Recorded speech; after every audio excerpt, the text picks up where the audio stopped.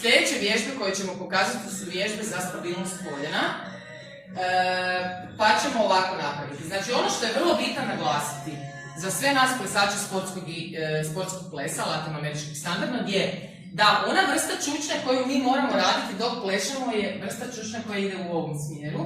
A da bi održavali stabilnost koljena mora ići vrsta čučnja koja aktivira više kukove na nazad, jer se mi tako ne smijemo spuštati radi naše plesne tehnike koja zahtijeva drugu vrstu spuštanja, je da se spuštamo iza i ovo je pravilan čučnja. Znači da više aktiviramo mobilnost u zglobu kuka, što je definitivno za nas sve jako dobro. Pa ćemo mi onda te preventivne vježbe za mobilnost kukova i stabilnost koljena sad pokazati. Znači, Artur i Patricija će se lagano uhvatiti tek toliko da se pridržavaju, to možete se pridržavati negdje za neki zid ili za stolac, tako svejedno. I spustiti se iza, tako, hop, ravna leđa i držimo poziciju 15 sekundi. Ok. Ono što je jako bitno naglasiti, ne morate ići preko 90, ono što je jako bitno naglasiti je da koljena ne smiju ići unutra. Ok, niti smiju ići van. Pokušavati što više je moguće održavati paralelno stopala. Dignemo se gore. Ok, hvatate se kontra.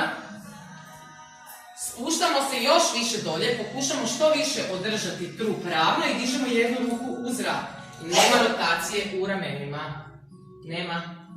Zatvoriti. Znači kad se spustimo dolje i dignemo ruku, nema rotacije u kukovima. Nema toliko spuštanja, rekla sam do 90. Znam da si mobilno u kukovima, ali nisi stabilno u koljenu. Dobro? Ok, pa druga, spustimo se dolje. Hop, zadržat. I držimo poziciju. Odlično.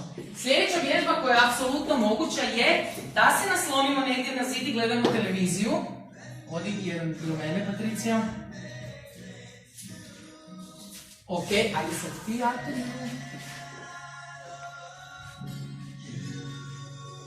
Ok, opet je aktivacija trbuha, znači neko vas mora malo ovako, dosadni brat ili sestra koji nisu otišli u vrtić ili ne mogu. Dobro, i ono što je jako bitno je da ćemo u ovoj poziciji stabilizirati koljeno i da ćemo raditi na mobilnosti ramena u ovoj poziciji. Znači probati staviti lakat skroz do zida, super. Otvoriti malo na stranu, pa probati kliziti uz zid, a da su nam laktovi. Ok. Zatvoriti, tako, probati opružiti sada, da su laktovi. Odlično, Patricija. I zaaktivirati trbuh. Sljedeća varijanta je da, spustimo se još malo kukove, odlično, da jednu nogu dignemo gore. Ajmo, ali u poziciju više. I onda još više naglasimo stabilnost i aktiviramo ovaj tu unutarnji mišić natkoljenice koji jako dobro stabilizira koljeno. Vratimo nazad. Druga. Malo treskavica. Hop. Vratiti nazad.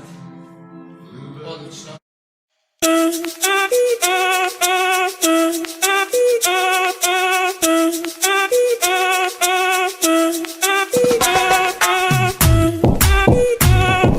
Mami, ¿te acuerdas cuando antes le dábamos con él?